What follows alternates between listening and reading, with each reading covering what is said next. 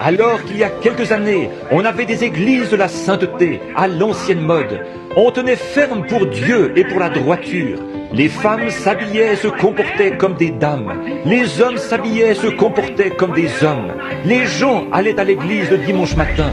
On faisait des réunions de prière qui duraient toute la nuit. On faisait des réunions à l'ancienne mode. On avait un vrai réveil. Dieu bénissait. Il exterminait tous les ennemis devant eux. Ils continuaient leur voyage. Mais quand le lingot d'Akan est entré dans le camp, il ne restait plus que la destruction.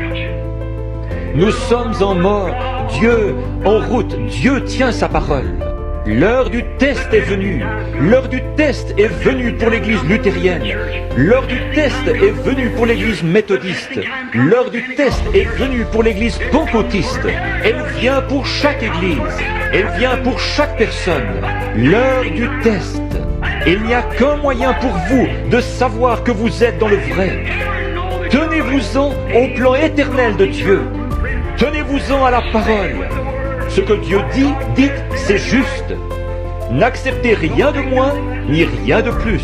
Pourquoi nous faudrait-il accepter des substituts à ceci, cela et autre chose, alors que la parole de Dieu est remplie de promesses? Oui, monsieur, nous n'avons pas besoin d'accepter aucun substitut. La vérité, c'est ceci.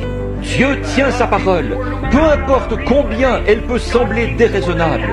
Dieu tient sa parole quand même. Certainement qu'il l'a fait.